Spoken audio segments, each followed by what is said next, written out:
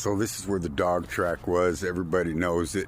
You know, now they got a lot of stuff here and all that. But look, Meyer Lansky and his little crew were out here and things were going good, and there was a legal battle in courts and all that, you know. And you got to remember, this was in 1940 and 41, and he was Jewish.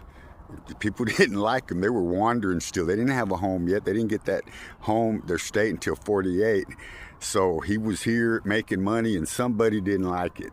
Bottom line, you know, he found ways to circumvent those laws. And he's smart man. People call him a criminal. This dude was smart.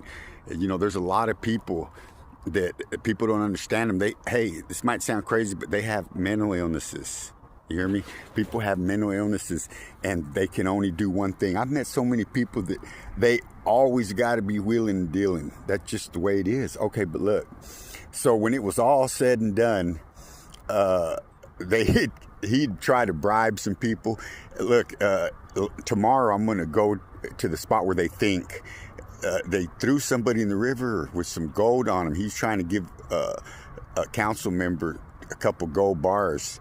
And they whooped him and threw him in there, and supposedly he couldn't get out, and he drowned. That's what the story is, you know. And I don't know. I told some guys, hey, man, we can make a makeshift scuba diving setup with some hose and some barbells if somebody wants to go down and look for it, the gold.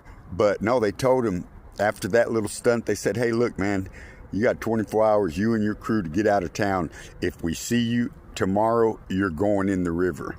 And they weren't playing, and Meyer believed him. And they left. They left all their stuff. You know, they left everything. It just counted the loss. You know, that happens. But see, I read a book called Little Big Man, Meyer Lansky autobiography. And he said, yeah, he mentioned Council Bluffs.